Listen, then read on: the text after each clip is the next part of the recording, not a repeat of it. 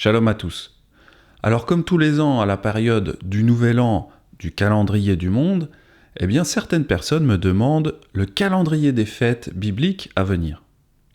Il y a quelques jours, par exemple, j'ai reçu cet email. Bonjour frère Benjamin, nous sommes au Cameroun, en Afrique. Pouvez-vous nous donner le calendrier des fêtes sacrées de cette année 2026 ? Alors ça fait plaisir de voir que des croyants sont impatients de connaître les dates des rendez-vous avec Yahweh. C'est très souvent en début d'année qu'on me demande le nouveau calendrier biblique. Et c'est assez logique parce que quand vient le mois de janvier, en général, nous recevons des calendriers gratuits dans les magasins. Et pour le calendrier de la Bible, certaines personnes s'attendent généralement à recevoir ce calendrier des fêtes bibliques. Seulement, nous oublions souvent que le calendrier du monde et le calendrier de la Bible sont deux calendriers très différents. Si vous désirez tout savoir sur le fonctionnement du calendrier divin, vous devriez aller voir l'enseignement complet sur ce sujet. Mais dans la vidéo d'aujourd'hui, par contre, je vais rester assez succinct. Pour faire court, dans le calendrier du monde, la nouvelle année commence le 1er janvier. Cela ne change jamais. Tous les ans, c'est la même date. Donc, les fêtes du calendrier mondain sont des fêtes qui sont prévues longtemps à l'avance. Par contre, dans le calendrier biblique, le nouvel an ne tombe pas à une date précise. Dans la Bible, le premier mois de l'année tombe au moment où les épis d'orge sont dans le stade Aviv. Yahweh dit à Moshe et à Aaron dans le pays d'Égypte, « Ce mois-ci sera pour vous le premier des mois. Il sera pour vous le premier des mois de l'année. Vous sortez aujourd'hui dans le mois des épis, donc dans le mois de l'Aviv. » Nous voyons que dans la Bible, le nouvel an, ça tombe au moment où l'orge est en épi dans la région d'Israël. Alors, c'est vraiment quelque chose que beaucoup de personnes, elles n'arrivent pas à concevoir. C'est-à-dire que le nouvel an biblique, c'est une date non fixée. Et puis c'est une date dépendante de la maturité d'une céréale. Tout cela n'est pas très facile à accepter. Le calendrier du monde, par contre, démarre le 1er janvier, quoi qu'il arrive, cela ne change jamais. Cependant, le calendrier biblique démarre quand l'orge est en épi. Parfois, le nouvel an biblique, ça tombe en février, parfois ça tombe en mars, ou parfois ça tombe en avril. Le calendrier biblique n'est donc pas prévisible parce qu'il dépend de phénomènes naturels qui sont variables d'une année à l'autre. Alors une autre différence essentielle entre le calendrier gréco-romain et le calendrier de la Bible, ce sont les mois. Les mois n'ont pas la même durée. Dans le calendrier biblique, les mois commencent à la nouvelle lune et durent 29 à 30 jours, c'est-à-dire la durée d'un cycle lunaire. Par contre, dans le calendrier du monde, les mois durent 30 ou 31 jours, à l'exception du mois de février qui dure 28 ou 29 jours selon les années. Alors, toutes ces différences, ça fait que c'est vraiment compliqué pour de nombreuses personnes, c'est-à-dire de désapprendre le calendrier du monde pour comprendre le calendrier biblique. Le début de l'année n'est pas le même, et les mois sont totalement différents. Cela demande un peu d'apprentissage. Donc pour résumer, le premier mois du calendrier biblique commencera à la nouvelle lune et durant le mois où l'orge sera avive, c'est-à-dire en épi. Ce n'est qu'avec ces deux conditions que nous pourrons déclarer le nouvel an biblique. Comme je l'ai dit, cela tombe en général entre le mois de février et le mois d'avril du calendrier mondain. Ce premier mois biblique, il est important parce que c'est la tête de l'année. Et c'est aussi durant ce mois que tombent plusieurs fêtes importantes, et notamment la fête de Pessah, où nous célébrons la sortie d'Égypte et la mort et la résurrection de notre Messie Yeshua. Concernant la fête de Pessah, il faut savoir que c'est la seule fête qui peut être célébrée un mois plus tard, pour ceux qui sont en voyage et n'ont pas pu rentrer à temps.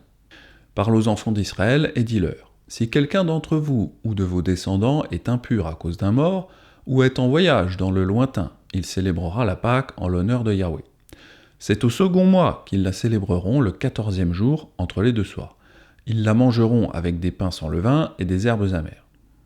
Alors en effet, étant donné que le Nouvel An biblique n'est pas prévisible longtemps à l'avance, eh bien certaines personnes qui étaient en voyage pouvaient célébrer la fête le mois suivant. Pessah est d'ailleurs la seule fête qu'on peut post-poser, parce qu'une fois le Nouvel An établi, les autres fêtes sont beaucoup plus prévisibles, à quelques jours près. On n'a donc plus d'excuses pour partir en voyage aux dates estimées des prochaines fêtes. Les fêtes qui tombent après Pessah ne seront plus dépendantes de l'orge, mais seront uniquement dépendantes de l'observation des nouvelles lunes suivantes. Et comme les mois lunaires durent entre 29 et 30 jours, alors nous pouvons avoir une estimation grossière des futures fêtes à quelques jours près. Dans le calendrier grégorien, les gens du monde ne peuvent pas partir en voyage et manquer la Saint-Sylvestre, parce que tout le monde sait exactement quand cela tombe. Il n'y a donc aucune excuse pour les non-croyants de rater leur fête de la nouvelle année. Dans le calendrier du monde, les dates des fêtes ne changent jamais. Alors que dans le calendrier de Yahweh, eh bien ça évolue à travers des phénomènes naturels tels que la maturité de l'orge ou alors l'apparition de la nouvelle lune. C'est pour cela que je suis toujours un petit peu embêté quand des gens me demandent de leur fournir le calendrier des fêtes de Yahweh au mois de janvier, c'est-à-dire bien avant le Nouvel An biblique. Au lieu de me lancer dans des explications sans fin, je fais une petite vidéo quasiment tous les ans à cette période. Je dois donc régulièrement expliquer qu'on obtient les dates seulement à partir du Nouvel An biblique. En effet, le calendrier de la Bible n'est pas un calendrier passif, mais c'est un calendrier actif et vivant, en constante évolution.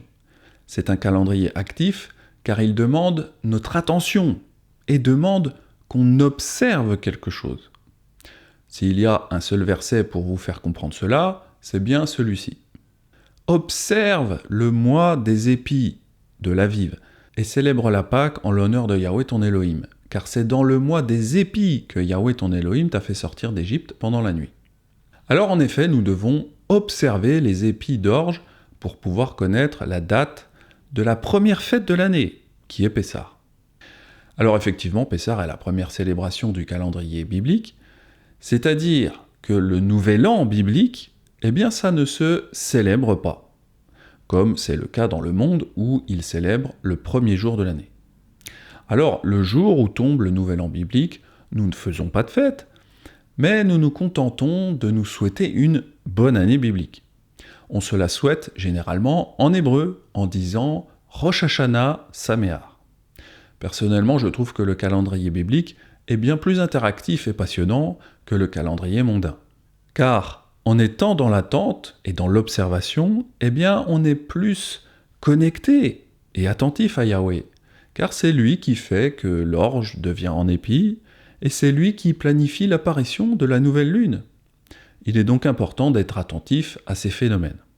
De plus, je trouve que le calendrier biblique, eh bien, ça casse en quelque sorte l'orgueil de l'homme. Parce que nous, les hommes, nous voulons toujours savoir et contrôler à l'avance. Avec la météo, par exemple, l'homme pense tout prévoir, et bien souvent, les algorithmes se trompent sur le temps qu'il va faire. Je trouve que regarder par la fenêtre avec ses yeux reste le meilleur moyen de savoir ce qu'il se passe autour de nous.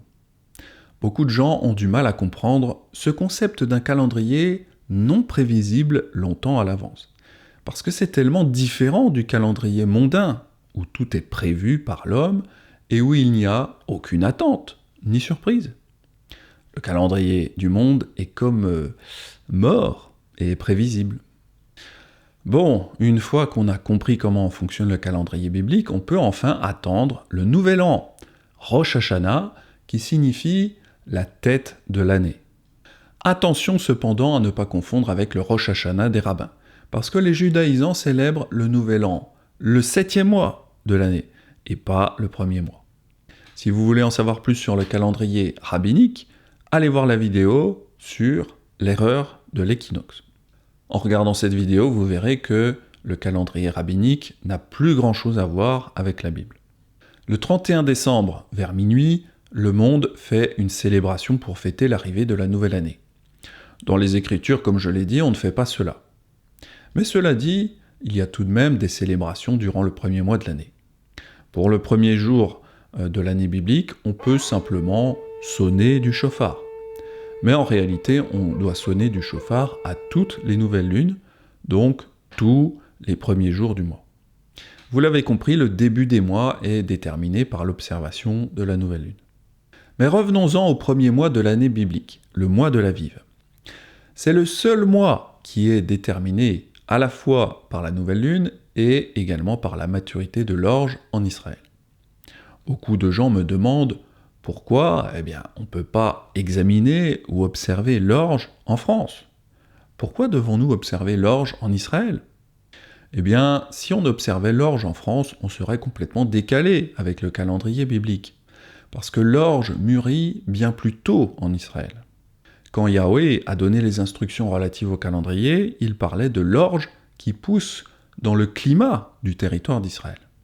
Le climat en Europe n'a pas grand-chose à voir, et en France, l'orge est à vivre beaucoup plus tard, autour des mois de mai-juin. Mais alors vous allez me dire, Benjamin, comment observes-tu l'orge si tu ne vis pas en Israël ? Alors c'est vrai que j'habite en Belgique, et je ne vais pas en Israël pour observer l'orge. Cependant, j'observe quelque chose d'autre, il s'agit d'une chaîne YouTube. C'est la chaîne YouTube de la sœur Rivka Biderman. Rivka est un témoin qui observe l'orge sur le territoire d'Israël. Et donc, nous sommes attentifs à la publication de ces vidéos, parce qu'elle nous permet d'observer la maturité de l'orge à distance. Quand on sait que les prémices de l'orge symbolisent la résurrection de Yeshua, je trouve cela intéressant parce que c'était des femmes qui sont allées voir au tombeau de Yeshua, et ce sont des femmes qui ont annoncé la résurrection aux hommes nazaréens. Je trouve le parallèle étonnant, car notre calendrier, à nous les Nazaréens en exil, cela dépend d'une sœur qui vit sur le territoire d'Israël. J'aime bien comment Yahweh fait les choses. Il utilise toujours les petits pour son œuvre. Donc, d'une petite mamie en Israël dépend la déclaration de la tête de l'année. Elle habite à Poria, c'est au sud du lac de Tibériade, aussi appelé le lac de Galilée. Alors ce témoin en Israël, elle commence généralement ses observations au mois de janvier. Elle cherche des zones où il y a de l'orge et elle regarde chaque semaine le développement. Elle filme, elle prend des photos pour tenir informés ceux qui veulent suivre le calendrier biblique. Voilà, donc je vous tiens au courant si nous avons plus de nouvelles. De toute façon, je regarde surtout ce que dit Nazarene Israël, parce qu'en général, ils sont bien mieux informés que moi sur le calendrier biblique de l'Aviv. Donc voilà, je vous tiendrai au courant dès qu'on aura une date pour le nouvel an biblique.